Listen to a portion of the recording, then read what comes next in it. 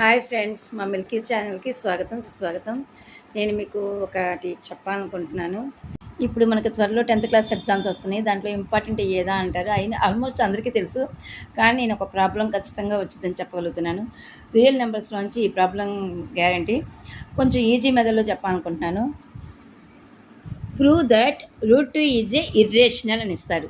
మనకి √2 ఇవ్వచ్చు, √3 ఇవ్వచ్చు, √5 ఇవ్వచ్చు, √7 ఇవ్వచ్చు. ఎలా ఇచ్చినా సరే మనం రైట్ చేసేటట్టుగా ఉండాలి. అయితే first one solution, let us assume √2 is a rational నెంబర్గా మనం తీసుకుంటాం.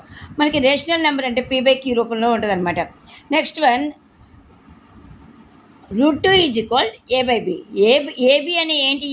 కోప్రైమ్స్. కోప్రైమ్స్ అంటే కామన్ ఫ్యాక్టర్స్ లేనటువంటి వాటిని కోప్రైమ్స్ అంటారు. ఇప్పుడు 4 తీసుకుందాం.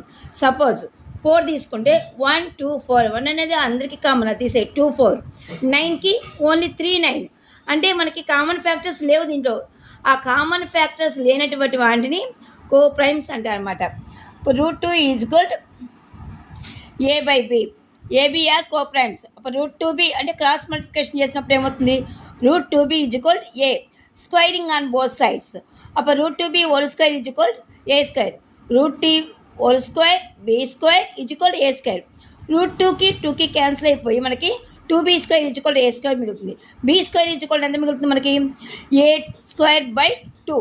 ఇది equation number 1. Next theorem 2 divides a square. 2 divides is equal to a square అయితే 2 డివైడ్స్ ఈజ్ ఈక్వల్ a అయితే. అప్పుడు a ఈజ్ ఈక్వల్ 2c తీసుకుంటాం. √2 తీసుకున్నాం కాబట్టి 2c తీసుకున్నాం. √3 తీసుకుంటే 3c, √5 తీసుకుంటే 5c, √7 తీసుకుంటే 7c అని తీసుకుంటాం. b square is equal to, అప్పుడు సబ్స్టిట్యూట్ చేస్తున్నాం. b square is equal 2c whole square by 2. అప్పుడు b square is equal to 4c square by 2. 2 1 జా 2 2 జా క్యాన్సిల్. అప్పుడు b square is equal to 2c square. b square by 2 is equal to, ఈ 2 ఇంటి పక్క తీసుకొస్తున్నా, c square.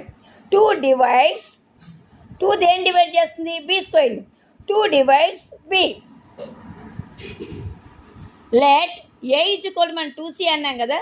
ఇప్పుడు both a and b have coprimes. Common factor is 2. This is the contradicts the fact that a and b అంటే contradicts అంటే విరుద్ధంగా ఉన్నాయి అన్నమాట.